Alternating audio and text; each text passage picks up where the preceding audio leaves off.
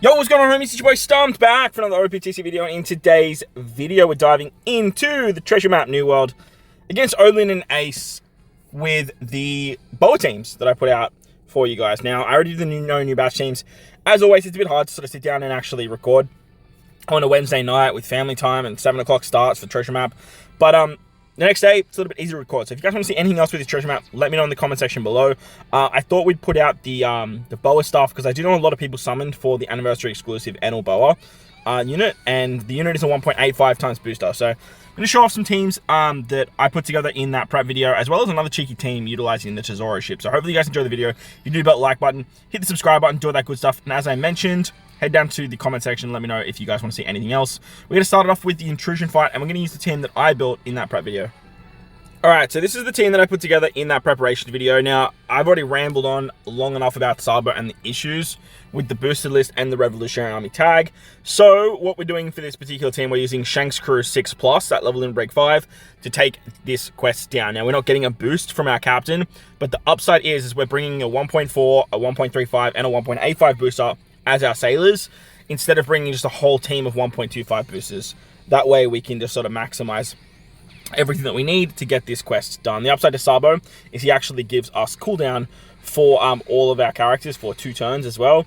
Shanks Crew gives 1 turn of cooldown. With our ship, we get an extra 2 turns, and as you can see at the start of the quest, we're pretty much ready to go with Shanks Crew. So it works out quite nicely. You want to start as the Psy variation of Shanks, so that way you can switch into the quick variation.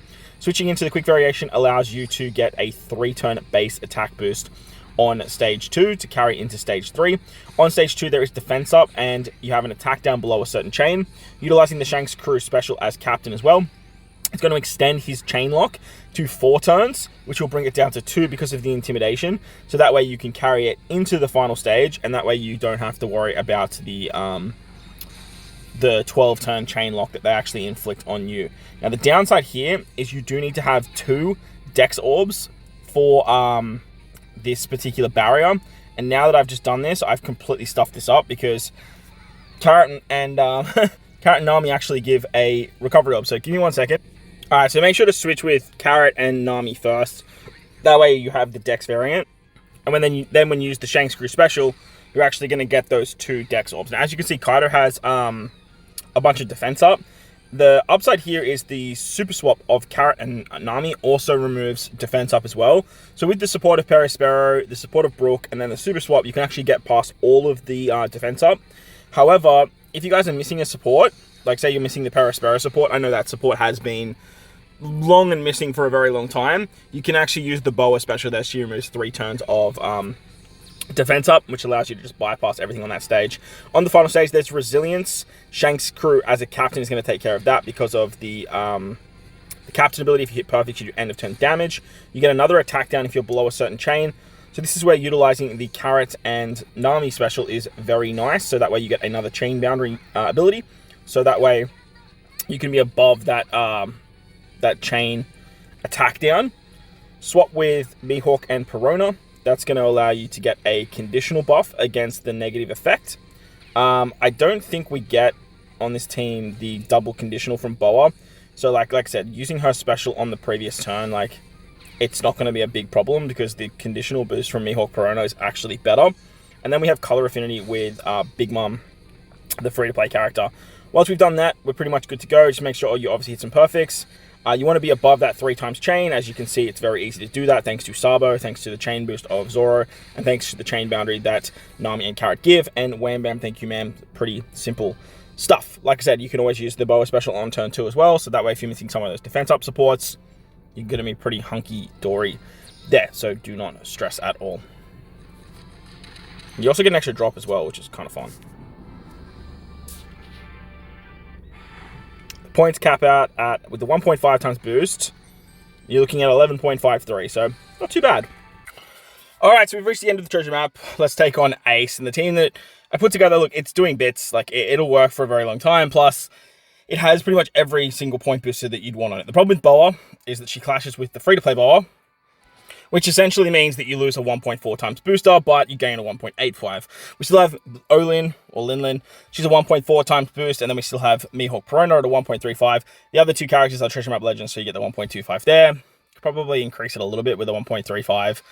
as Crocodile is probably replaceable on this particular team, but at the same time, like, there's not a lot of 1.4, 1.35 boosters that are actually boosted that you're going to get most value out of. So on turn 1, we can basically just kill the turtles.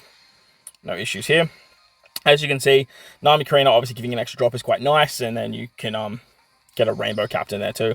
On turn 2, there's Special Bind and Attack Down. There's also 1 stack of Hunger. Now, I have Crocodile on this particular team for the Hunger removal.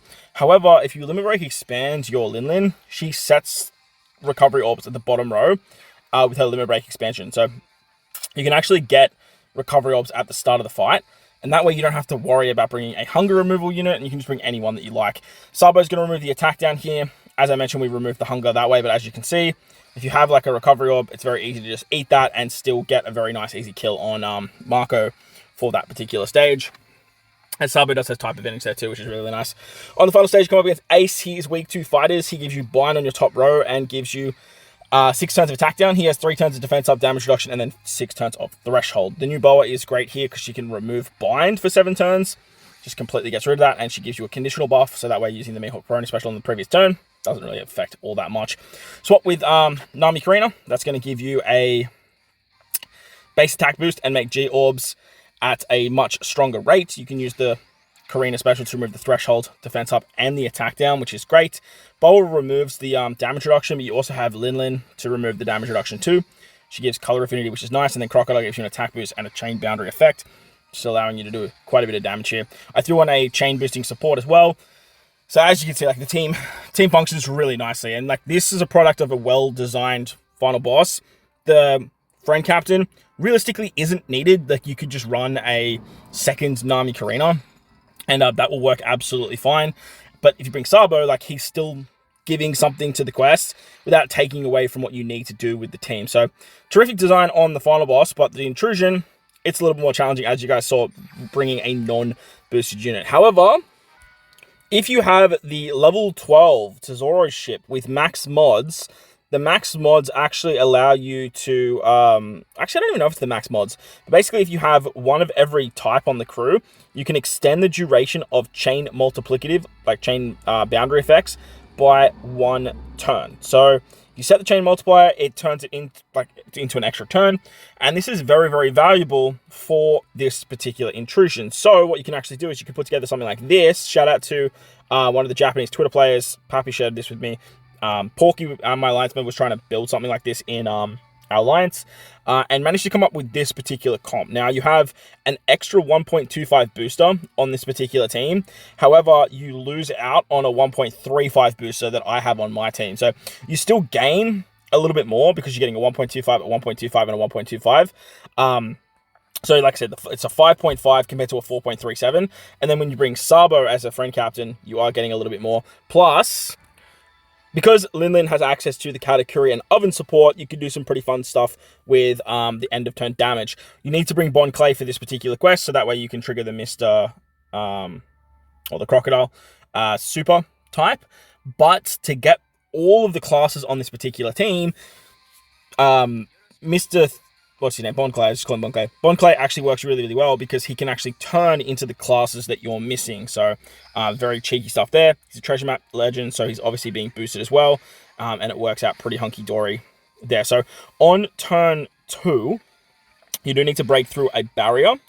It is the Dex Orb barrier, and we will have 3 Dex characters here, so that's not going to be too much of a problem. You have the attack down with a certain chain, and then there is the defense up. So utilizing Sanji, treasure map Sanji with the Onami support is going to set defense to 0. Plus, then you get a 4-turn orb boost, which is great for fighters because Sabo is a fighter. You actually get the buffs there. You can then use the Bond Clay special to get base stats, turn him into a slasher shooter, because they're the 2 classes that you're missing on this particular team.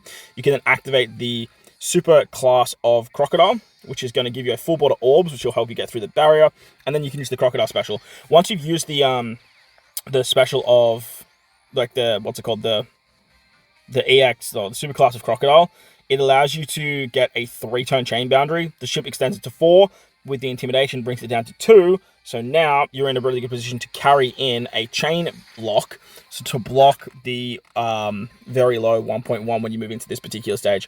The downside to this particular team, though, is that we do not have any chain boundary or chain effect on the final stage. The upside, though, is we do have the carryover of the orb boost from Sanji. So Sabo is going to be hitting a little bit harder thanks to that orb buff.